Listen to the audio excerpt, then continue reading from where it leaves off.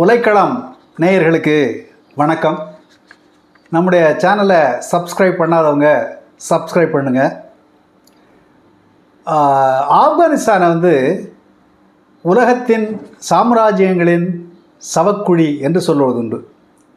Afghanistan is the graveyard of empires என்று சொல்வதுண்டு. அதே போல தான் ஈரானும் சாம்ராஜ்யங்களின் கல்லறையாக வரலாற்றில் இருந்திருக்கிறது. ஈரான் மேலே யார் பெரிய அளவுக்கு படையெடுத்தாலும் அவர்கள் தோற்று போயிருக்கிறார்கள் என்பது வரலாறு, அலெக்சாண்டர் உட்பட. அப்படித்தான் இப்போது ஈரான் மேலே அமெரிக்காவும் இஸ்ரேலும் சேர்ந்து நடத்திய மிக பெரும் தாக்குதல் இப்போது 2 நாடுகளையுமே தோல்வியை தழுவ செய்திருக்கிறது. கடந்த பிப்ரவரி மாதம் 28ஆம் தேதி திடீர்னு ட்ரம்ப் யுத்தத்தை எந்த முன்னறிவிப்பும் இல்லாமல், எந்த நியாயமான காரணமும் இல்லாமல் ஈரான் மேலே 2 நாடு குண்டு போட ஆரம்பித்தானுங்க. குண்டு போட ஆரம்பிக்கும் பொழுது ட்ரம்ப் ரொம்ப நக்கலாக பேசினார். இது சும்மா ஒரு பிக்னிக் மாதிரி, எங்கள் ஆளுங்க அப்படி போயிட்டு அடிச்சுட்டு வர்றாங்க, அதெல்லாம் 2 நாள் எல்லோரும் சரியாக போய்டும், அடிச்சிருவோம் என்றெல்லாம் நக்கலாக பேசினார். அடுத்து அது மட்டும் இல்லை, ஈரான் உடனடியாக சரண்டர் ஆகலைன்னா, சரணடையவில்லை என்றால், ஈரான் இராணுவமும் ஈரானுடைய தலைவர்களும் சரணடையலைன்னா மொத்தத்தை சரணடையணும், அப்படி இல்லைன்னா அத்தனை பேரும் மொத்தமாக கொண்டுடுவோம், ஈரானே இருக்காது என்று மிரட்டல் விடுத்தார். இந்த மிரட்டலை அவர்கள் துச்சமாக மதித்து ஈரான் இராணுவம் மிகப்பெரிய பதிலடியை தந்தது. ஈரானுடைய உயர்மட்ட தலைவர் கொமேனி செத்ததற்கு பிறகும், இராணுவ அதிகாரிகள் பல பேர் செத்ததற்கு பிறகும் கூட அந்த இராணுவம் எந்த விதமான சேதமும் இல்லாமல் திரும்ப எழுந்து அந்த தாக்குதலை அவர்கள் தொடுத்தார்கள். அதை நம்ம பார்க்குறோம். ஈரானுக்கு ஒரு 5000 ஆண்டு நீண்ட வரலாறு உண்டு. இப்போது கடந்த 2 நாளைக்கு முன்னாடி ட்ரம்ப் ஒரு பெரிய அறிவிப்பு வெளியிட்டார். ட்ரம்ப் தொடர்ந்து மாற்றி மாற்றி அறிவிச்சுட்டே இருக்கிறார். இப்போ ட்ரம்ப்பை பற்றி வந்திருக்கிற செய்தி என்னென்னா, அவனுக்கு டிமென்ஷியா என்கிற மறதி நோய் இருக்குது. அவன் முதல் 1 மணி நேரத்துக்கு முன்னாடி பேசுனதே அரை மணி நேரத்துக்கு அப்புறம் மாற்றி பேசுகிறான். அது மாதிரி அவன் ஒரு ஜனாதிபதியாக இருப்பதற்கே தகுதி இல்லாத ஒரு நபர் என்ற செய்திகளெல்லாம் இப்போது கொண்டு இருக்கின்றன. அதெல்லாம் ஒரு பக்கம் இருக்கட்டும். இந்த 2 நாளைக்கு முன்னாடி 48 மணி நேரம் அவர் ஒரு அல்டிமேட்டம் கொடுத்தார். இந்த 48 மணி நேரத்துக்குள்ளே ஈரான் இந்த ஹார்மஸ் நீரிணைப்பு, அதாவது ஸ்ட்ரெய்ட் ஆஃப் ஹார்மஸ், அது முக்கியமானது. அதாவது இப்போ உலகத்தின் எண்ணெய் வர்த்தகத்தில் கிட்டத்தட்ட 5ல் 1 பங்கு அதன் வழியாக தான் நடக்குது. கேஸில் கிட்டத்தட்ட 3/4 அங்கே தான் நடக்குது. இப்படி ஒரு முக்கியமான சர்வதேச அளவில் முக்கியத்துவம் வாய்ந்த நீரிணைப்பு. அந்த நீரிணைப்பில் இப்போ 3000 கப்பல்கள் தேங்கி கிடக்கின்றன. இப்போ மோடி கெஞ்சி கேட்டதுனால ஒரு 2-3 கப்பலை விட்டானுங்க இந்தியாவுக்கு. அதனால் இப்போதைக்கு ஓரளவுக்கு நம்ம பிரச்சனை இல்லாமல் இருந்துகிட்டு இருக்கோம். அவே 3000 கப்பல்கள் அங்கே தேங்கி இருக்கின்றன. உலகத்தின் பல நாடுகளுக்கு எண்ணெயும் எரிவாயும் சப்ளை இல்லாமல் பெரிய நெருக்கடி அதிகரித்து கொண்டே இருக்குது. இப்படிப்பட்ட நேரத்தில் தான் ட்ரம்ப் நீங்கள் நீரிணைப்பை திறந்து விடலைன்னா நாங்கள் ஈரான் என்கிற நாடே இல்லாமல் செய்து விடுவோம், ஈரான் கலாச்சாரத்தை அழித்து விடுவோம். அப்படின்னா ஈராக் பாரசீகர்கள் என்று சொல்லிக்கொள்வதற்கு இந்த உலகத்தில் யாருமே இருக்க மாட்டார்கள் என்பதை போல் அவர் பண்ணார். ஏன்னா பல தடவை அவர் தவணை கொடுத்துருக்கார். ஒரு தடவை 5 நாள் நாங்கள் போர் நிறுத்தம்னார். அப்புறம் அதெல்லாம் நீ என்ன வேணாலும் பண்ணிக்க, நாங்கள் பார்த்துக்குறோன்னு சொல்லி ஈரான் சொன்னதுக்கு பிறகு திரும்ப 10 நாள் போர் நிறுத்தத்தை அறிவித்தார். ஒன்றுக்கும் ஈரான் மசிகிறதா தெரியல. கடைசியாக இப்போ 48 மணி நேரம் கொடுத்தார். 48 மணி நேரம் முடிவதற்குள்ளாகவே ட்ரம்ப் 2 வாரங்கள் நாங்கள் போர் நிறுத்தத்தை அறிவிக்கிறோம் என்று அறிவித்திருக்கிறார். உடனே இஸ்ரேலும் நாங்கள் ட்ரம்ப் சொன்னதை ஒத்துக்கிறோம் அப்படின்னு அறிவிச்சிருக்கிறாங்க. இப்போது அமெரிக்காவும் ட்ரம்ப்பும் ஏதோ இந்த ஈரானை அழிவிலிருந்து காப்பாற்றுவதற்கு ஏதோ மனிதாபிமான அடிப்படையில் அவர்கள் போர் நிறுத்தம் செய்திருப்பதைப் போல யாரும் தயவு செஞ்சு புரிஞ்சுக்க வேணாம். அமெரிக்காவும் இஸ்ரேலும் மிகப்பெரிய அளவுக்கு அடி வாங்கியிருக்கிறது, தோற்று போயிருக்கிறது. அந்த தோல்வியை மறைப்பதற்காகத்தான் அவர்கள் புது புது வழிகளை எல்லாம் கண்டு இப்படியெல்லாம் பேசிக்கிட்டு இருக்கிறாங்க. ட்ரம்ப் இந்த 48 மணி நேரம் தவணை கொடுத்து நான் தாக்க போகிறோம், ஈரானுடைய எல்லா இடங்களையும் தாக்க போகிறோம், பெரிய பெரிய மின் உற்பத்தி நிலையங்களெல்லாம் தாக்க போகிறோன்னு சொன்னோன்னே ஈரான் அரசாங்கம் ரொம்ப புத்திசாலித்தனமாக ஒரு வேலையை செஞ்சாங்க.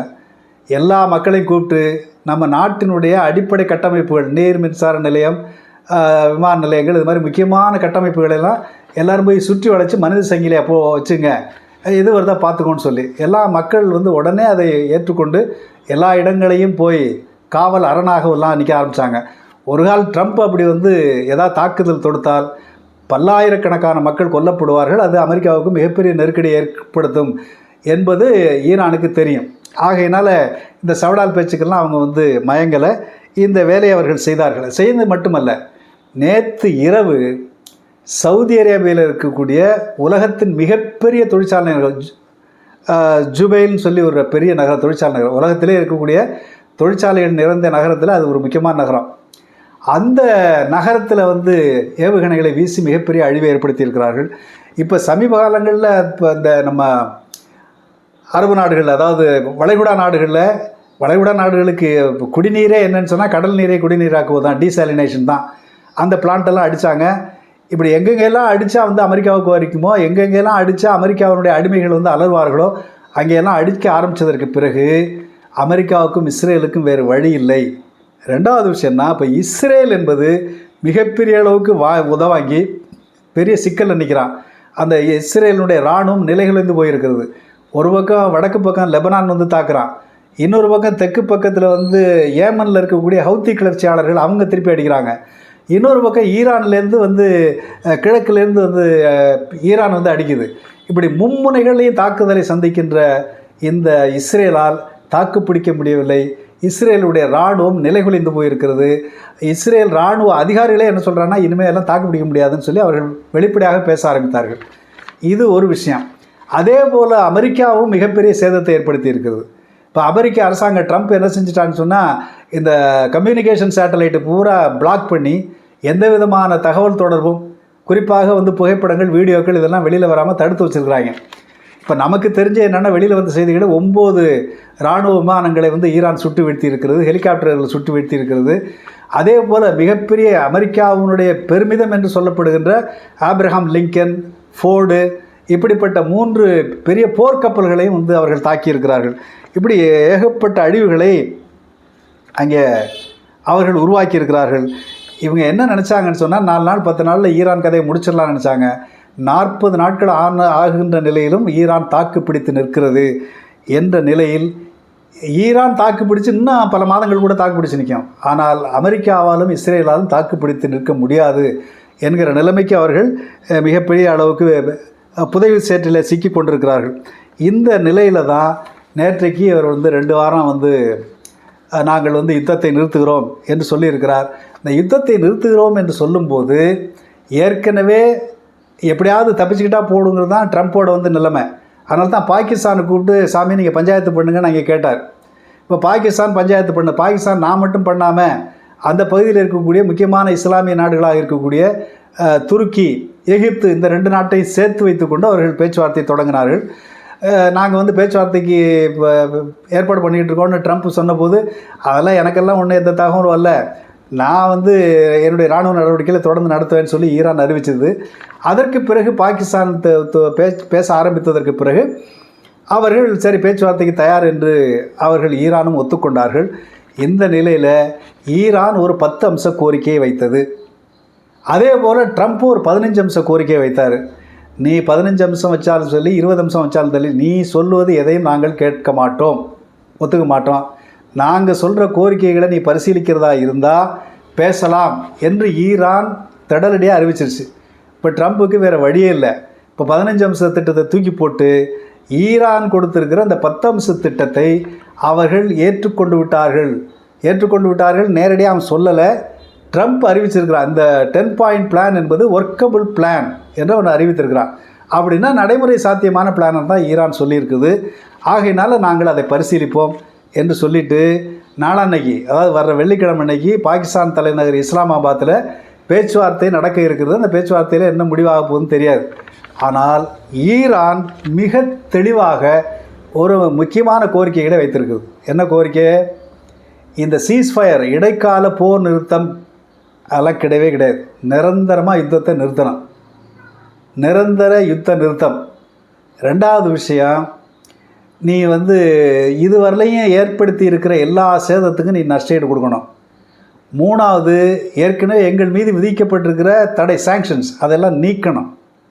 அடுத்தது, இந்த ஹார்மஸ் நீரிணைப்பை எங்களுடைய இராணுவத்தின் மேற்பார்வையில் தான் நாங்கள் நடத்துவோம். ரெண்டாவது, அந்த நீரிணைப்பில் அங்கேருந்து போகிற கப்பல், இப்போ 3000 கப்பல் இங்கே தேங்கி நிற்கிது. ஒரு கப்பல் போகணும்னு சொன்னால் 20 மில்லியன் டாலர் நீ வந்து காசு பணம் கட்டிட்டு தான் உள்ளே போகணும். அப்படின்னா கிட்டத்தட்ட 18-19 கோடி ரூபா. ஒரு கப்பல் அந்த நீரிணைப்பை தாண்டி வெளியில் போகணுன்னு சொன்னால் 19-20 கோடி ரூபா நீங்கள் வந்து காசு கொடுத்தா தான் வெளியில் போகலாம். இப்போ இதன் வழியாக 3000 கப்பலுக்கு 20 கோடி ரூபான்னா பார்த்து கிட்டத்தட்ட ஒரு 60,000-70,000 கோடி ரூபாயை ரொம்ப சாதாரணமாக ஈரான் சம்பாதிக்க போகுது. அது ஒரு பக்கம் இருக்கட்டும். இதையெல்லாம் ஒத்துக்கொண்டால்தான் நாங்கள் நீரிணைப்பை திறந்து விடுவோம் என்று அவர்கள் அறிவித்தார்கள். இப்போதைக்கு அந்த பாக் நீரிணைப்பை திறந்து விடுவதற்கு அவர்கள் சம்மதித்திருக்கிறார்கள். என்ன நிபந்தனைனா 18-20 கோடி ரூபா காசு கொடுத்துட்டு தான் வெளியே இப்போ கேட்டை விட்டு வெளியில் போகணும். நம்ம டோல்கேட் மாதிரி 20 கோடி ரூபா ஒரு கப்பல் வெளியில் போகிறதுக்கு. ரெண்டாவது, ஈரானுடைய இராணுவத்தினுடைய கண்காணிப்பில் தான் இதெல்லாம் நடக்கும், வேறு யாருக்கிட்ட வரக்கூடாது என்ற நிபந்தனையில் வந்து திறந்து விடுவதற்கு சம்மதித்திருக்கிறார்கள். இது இப்போதைக்கு இந்த அமெரிக்காவினுடைய ஒரு 80-90 ஆண்டு கால 85 ஆண்டு கால இந்த ஆதிக்கத்தில் அந்த அமெரிக்கா உலகம் பூரா எல்லாரையும் வந்து கேள்வி கேட்பார் இல்லாமல் அடிக்கிறது, மிரட்டுறது, அந்த நாட்டு வளங்களை கைப்பற்றுவது, கொள்ளையடிப்பது, இப்படி கேட்பார் இல்லாமல் செஞ்ச ரவுடித்தனத்தை இன்றைக்கு ஈரான் தடுத்து நிறுத்தி இருக்கிறது என்பதுதான் இங்கே இருக்கக்கூடிய மிக முக்கியமான விஷயம். அந்த வகையில் ஈரான் அமெரிக்காவினுடைய ஆதிக்கத்திற்கு ஒரு முற்றுப்புள்ளி வைத்திருக்கிறது. இது பார்த்தீங்கன்னு சொன்னால் இது வந்து இப்போ ட்ரம்ப் என்ன கேட்டிருக்கிறாரு, ஈரான் மேலே நின்றுட்டு நிபந்தனைகளை போடுறான். ட்ரம்ப் என்ன கேட்டிருக்கிறாரு, சரி இதெல்லாம் நாங்கள் ஒத்துக்கிறோம், ஆனால் ஈரான் எந்த விதத்திலும் எங்கள் மீது ஏவுகணைகளை வீசக்கூடாது, நீ என்னெல்லாம் அடிக்கக்கூடாதுங்கிறது உத்தரவாதம் ஈரான்கிட்ட கேட்டிருக்கான். அப்போது அமெரிக்கா எவ்வளவு பெரிய கேவலமான முறையிலே தோற்று போயிருக்கிறது, எப்படி வந்து ஈரான் என்கிற நாட்டிடம் மண்டியிட்டு கெஞ்சுகிறது என்பதை தான் நாம் பார்க்க வேண்டும். இந்த அடிப்படையில் இந்த சாதனையை அவருடைய வரலாற்று பின்புலத்தின் அடிப்படையில் ஈரான் மக்கள் எப்போதுமே எந்த விதமான ஆக்கிரமிப்புக்கும் அச்சுறுத்தலுக்கும் பணிந்தவர்கள் அல்ல, அதுதான் வரலாறு.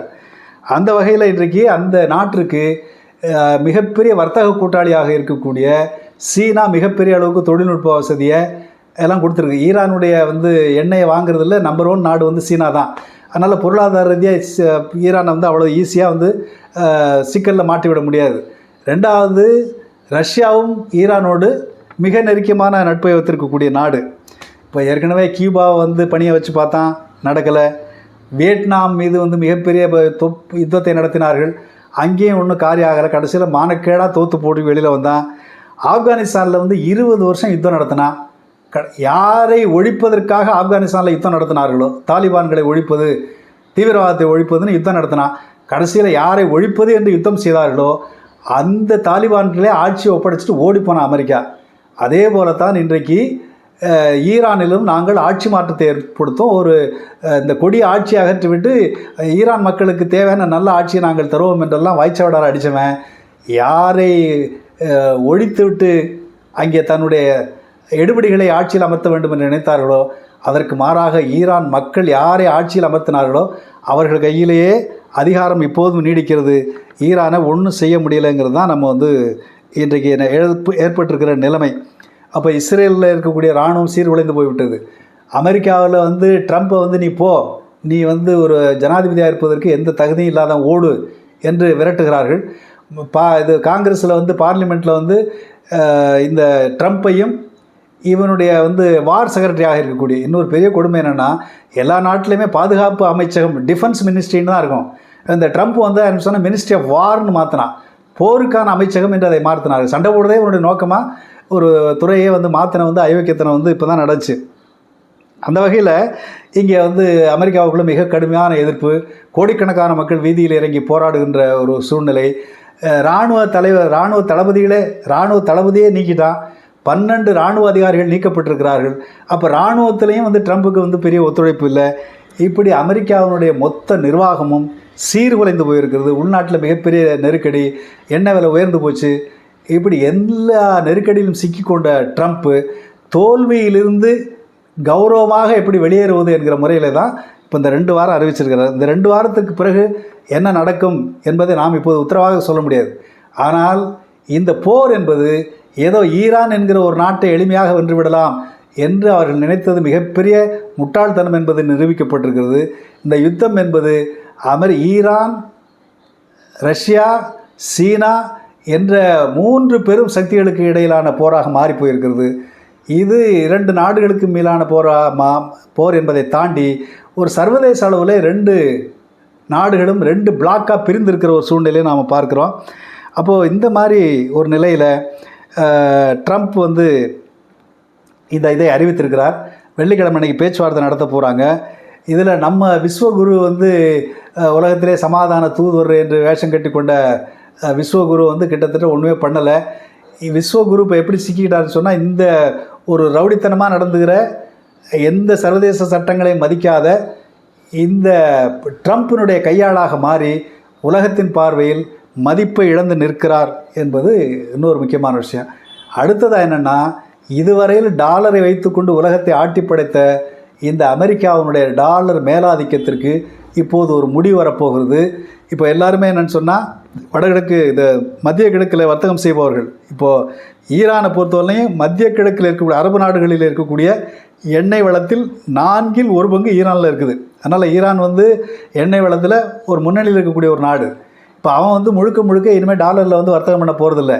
அதே போல் வேறு சிலரும் நம்ம வர்த்தகத்திலிருந்து மாறப்போகிறார்கள். இப்போ பிரிக்ஸ் என்கிற அமைப்பை இருக்கக்கூடிய பல நாடுகள், கிட்டத்தட்ட பல நாடுகள் வந்து வேறு பிரிக்ஸ்க்கு தனியாக ஒரு நாணயத்தை, எப்படி ஈரோ என்கிற ஒரு புது நாணயம் வந்ததோ அதுபோல் ஒரு நாணயத்தை நாம் சுட்டுக்கு விடலாமா, நம்ம நடைமுறை கொண்டு வரலாமா என்றெல்லாம் யோசிக்கிறார்கள்.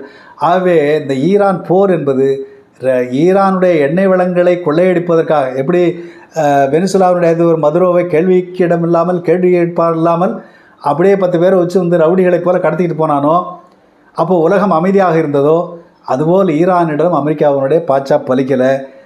கடுமையாக செருப்படி வாங்கி இன்றைக்கி தோற்று போயிருக்கிறான். இது அமெரிக்காவினுடைய மேலாதிக்கத்தை முடிவுக்கு கொண்டு வருவது மட்டுமல்ல, அமெரிக்கா இதுவரையில் உலகத்தை ஆட்டி படைத்து கொண்டிருந்த அந்த டாலர் மேலாதிக்கமும் இன்றைக்கு முடிவுக்கு வரப்போகிறது. எல்லாவற்றுக்கும் மேலாக சீனா என்கிற மிகப்பெரிய நாடு சர்வதேச அளவில் ஒரு மேலாதிக்க சக்தியாக உருவாகி இருக்கிறது. இனி சீனா, ரஷ்யா என்ற மேலாதிக்க சக்திகளுக்கு உட்பட்ட சக்தியாகத்தான் அமெரிக்கா இருக்க முடியுமே தவிர எல்லா இடங்களையும் நாட்டாமல் பண்ணுற சக்தியை அவர்கள் இழந்து விட்டார்கள் என்பதுதான் இன்றைக்கு இப்போதைக்கு இருக்கிற நிலைமை. நாம் தொடர்ந்து இந்த நிலைமைகளை கண்காணிப்போம். எப்படியாக இருந்தாலும் அமெரிக்காவினுடைய அடியாட்களாக இருக்கக்கூடிய இஸ்ரேல் போன்ற ரவுடி ஒரு ரோக் ஸ்டேட் இவர்கள் ஒழிக்கப்பட்டாக வேண்டும். இன்றைக்கி அமெரிக்காவினுடைய பல்லை பிடுங்கிய ஒரு நிகழ்ச்சி என்னன்னு சொன்னால், இன்றைக்கு ஐரோப்பிய நாடுகள் அனைத்தையும் தன்னுடைய பிடிக்குள்ளே நேட்டோ என்கிற ஒப்பந்தத்தின் மூலமாக வைத்திருந்த அந்த நேட்டோ ஒப்பந்தமும் இன்றைக்கி கலகலத்து போயிருக்குது. ஐரோப்பிய நாடுகள் பல நாடுகளும் ட்ரம்ப்பினுடைய அந்த யுத்த நடவடிக்கையை யாரும் ஆதரிக்கவில்லை. அந்த ஹார்மோஸ் ஸ்ட்ரெயிட்டில் இருக்கக்கூடிய கப்பல்களை வந்து மீட்கிறதுக்கு வந்து நீங்கள்லாம் உதவணும்னு கேட்டதுக்கு யாரும் உதவ மறுத்துட்டாங்க. கடைசியாக வெறுத்து போய் ட்ரம்ப் என்ன பண்ணார், நான் இனிமேல் எதுலேயும் கண்டுக்க மாட்டேன், உனக்கு என்ன வேணால் நீ போய் ஹார்மோஸ் ஸ்ட்ரெயிட்டில் இருக்கக்கூடிய நிற்கிற கப்பல்களை நீ போய் பாதுகாப்பாக எடுத்துகிட்டு வந்து நீ வேணால் எண்ணெயை பார்த்துக்க, என்னால் ஒன்றும் முடியாது என்று தோல்வியை பல்வேறு கோணங்களில் பல்வேறு நிலைகளில் ட்ரம்ப் ஒத்துக்கொண்டிருக்கிறார். கடைசியாக ஈரானிடம் கேவலமான முறையில் அமெரிக்காவும் இஸ்ரேலும் தோற்றிருக்கிறது. இந்த தோல்வி என்பது உலக அளவில் இருக்கக்கூடிய இறையாண்மை மிக்க நாடுகளுடைய இறையாண்மை, ஜனநாயகம் இவற்றுக்கு எதிரான அச்சுறுத்தலாக விளங்கிய அமெரிக்காவுக்கு கிடைத்திருக்கிற மிகப்பெரிய அடி. இந்த ஈரானின் வெற்றியை ஒவ்வொரு நாடும் கொண்டாட வேண்டும். நன்றி.